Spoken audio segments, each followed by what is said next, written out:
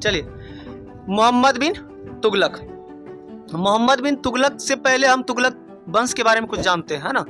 यह वंश कितना साल तक दिल्ली में शासन किया, है ना। अगर बात कीजिएगा तुगलक वंश की, तो टोटल इस वंश में 9 शासक हुए। कितने शासक हुए? 9। तुगलक वंश की बात हम कर रहे हैं। किसका? तुगलक वंश। और 9वें शासक के रूप में जो है, 9वें शासक, कुल 9 शासकों में जो 9 शासक थे, टोटल ये जो थे तुगलक वंश 94 साल तक शासन किया था। यह दिल्ली सल्तनत पर शासन करने वाला सबसे अधिक दिन तक शासन करने वाला एक वंश था ये। और अगर बात पूछेगा सबसे कम, तो कौन बताइए आप लोग?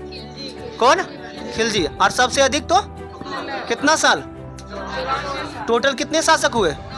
9 शासक। कितने? 9 शासक।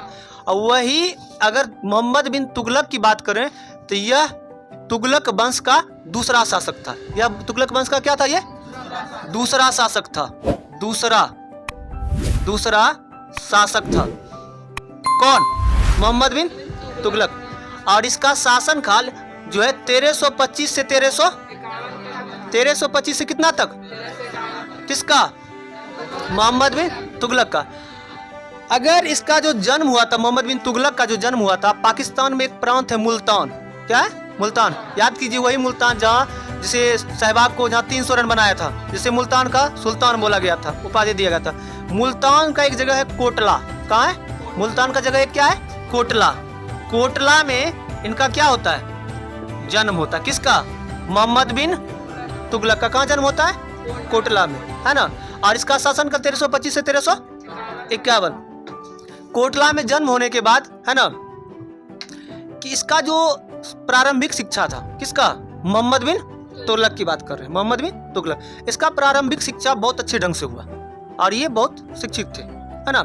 जिसके कारण जब अच्छे ढंग से इसका शिक्षा हुआ था, इनको जब शिक्षा मिला तो तर्कशास्त्र, दर्शन शास्त्र, खगोल विज्ञान, है ना, और सुलेखन समझते हैं? लिखना है। लिखने में बहुत ये निपुण था।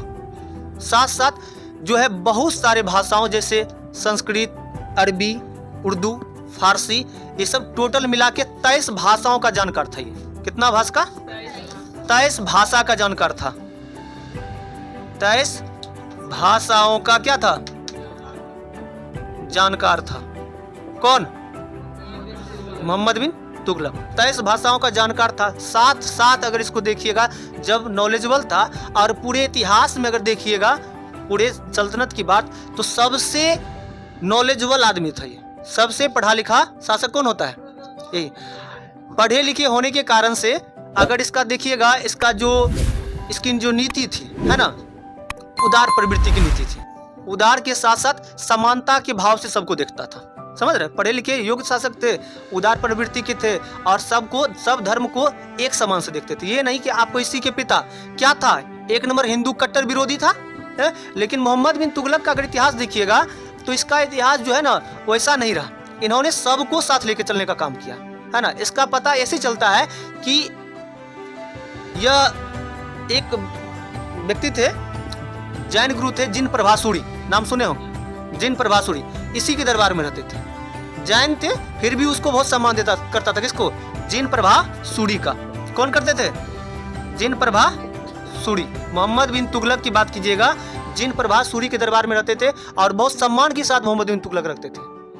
और इसका एक साक्ष्य ये भी मिलता है कि सबको समान भाव से देखता था और हिंदू प्रेमी भी था। ये क्या था? इसका अगर इतिहास देखिएगा तो हिंदू प्रेमी भी था। इसका पता ऐसे चलता है कि हर साल अपने दरबार में होली मनवाता था, और सबके साथ मिलकर होली, रंग, गुलाल, अबीर क्या करता था? खेलता था, है ना। यह नॉलेजबल के साथ साथ अगर इसका बात कीजिएगा, पहली बार, है ना, एक विदेशी यात्री इसके शासनकाल में आते हैं। क्या नाम था इसका? मोरक्को का था, इब्न बतूता। नाम सुने? Ibn Battuta. 1333 ईस्वी में आते हैं। कौन? Ibn Battuta. ये कहाँ के थे? मोरक्को के। कहाँ के थे? मोरक्को। कहाँ पड़ता है? अफ्रीका में पड़ता है। कहाँ का? अफ्रीका। और जब ये भारत आते हैं, दिल्ली पहुंचते, इसको पता चलता है कि यहाँ का शासक क्या है? पढ़ा लिखा है। क्या है? पढ़ा लिखा है। और पढ़ा लिखा होने के कारण से ये जाता है कि हम जाते हैं दिल्ली के दरबार में।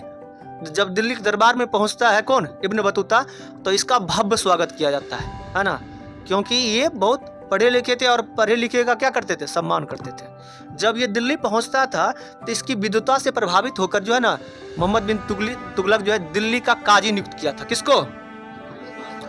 इब्न बतूता का क्या था, दिल्ली का काजी बनाया था, काजी नियुक्त किया था। क्या किया था? दिल्ली का काजी नियुक्त किया था। और साथ साथ जो है ना इसका जब दिल्ली का काजी नियुक्त किया था तो इन्होंने जो है इब्न बतूता से कौन, मोहम्मद बिन तुगलक आग्रह करते हैं कि हम जो है एक अपना दूत मंडल भेजना चाहते हैं। क्या भेजना चाहते हैं? दूत मंडल। और ये पहला दूत मंडल जो है चाइना भेजता है। कहाँ? चीन। अपने दूत मंडली को कौन भेजता है? चीन, है ना। ये जो इब्न बतूता टोटल जानते हैं 7000 किलोमीटर की यात्रा किया था। कितना किलोमीटर? कौन किया था? कितना किलोमीटर? 7000 किलोमीटर की यात्रा करके दिल्ली पहुंचा था, है ना। सोचिए, और जब दिल्ली पहुंचा तो उसको दिल्ली का काजी बनाया। काजी बनाने के बाद इसको दिल्ली कहाँ भेजा गया? चीन भेजा गया। दूत मंडल के अपनी दूत मंडली के साथ कहाँ भेजा गया? चाइना।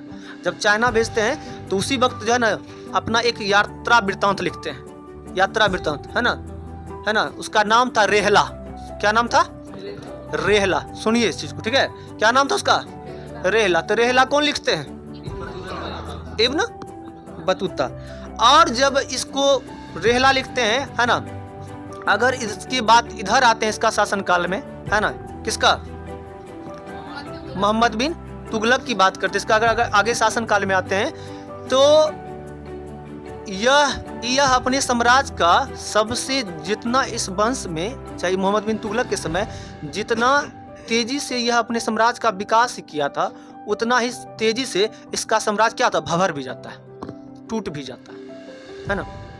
क्या होता है? टूट जाता है। कारण क्या था कि टूटने का कारण ये था कि यह कोई भी फैसला जो ना मन क्षण भंगुर के टाइप करता था। क्षण भंगुर समझते हैं? कोई भी सोचे उस चीज को नहीं करना, है ना, या कोई भी चीज को कल पे छोड़ देना, या जो मन हुआ गलत डिसीजन तुरंत ले लिया। यही कारण था कि इसको इतिहास में पागल या सनकी सुल्तान भी बोला जाता है। किसको? मोहम्मद बिन तुगलक को क्या बोला जाता है? पागल या सनकी सुल्तान, है ना। इसका कोई भरोसा कभी नहीं रहता था, है ना, कि क्या करेगा, कौन डिसीजन लेगा, है ना। और इसको इतिहासकारों ने रक्त पिपासु, है ना, भी बोला जाता है। रक्त पिपासु क्या बोलते हैं? रक्त पिपासु भी इसको इतिहासकारों ने नाम से क्या किया? संबोधित किया। किसको? मोहम्मद बिन तुगलक की बात करते हैं, है ना। यही कारण था जब क्षणभंगुरता के कारण जो है इनका साम्राज्य जो है ना टोटल 29 प्रांतों में बट गया था। गलत 5 फैसला लिया था। इतिहास ये जो अपने साम्राज्य, अपने शासन काल में अगर देखिएगा तो 5 फैसला ऐसे लिए कि जो कि इसके साम्राज्य के टूटने का कारण बना। कितने प्रांतों में टूटा? 29 प्रांत में। कितने प्रांत में टूटा था इसका शासन? इसका शासन की बात कीजिएगा, शासन 29 प्रांत में टूटा था। कितने प्रांत में? 29 प्रांतों में टूट गया था। कितने प्रांतों में टूट गया था? 29 प्रांतों में। और 29 प्रांतों में टूटने का मुख्य कारण कितना गलती थी? इसकी गलती थी 5 गलतियों के कारण। 5 गलतियों के कारण जो है, उन 5 गलती के कारण जो है, 5 गलती के कारण इसका साम्राज्य कितने भागों में टूट गया? 29 प्रांतों में टूट गया, है ना। वो 5 गलती क्या क्या था?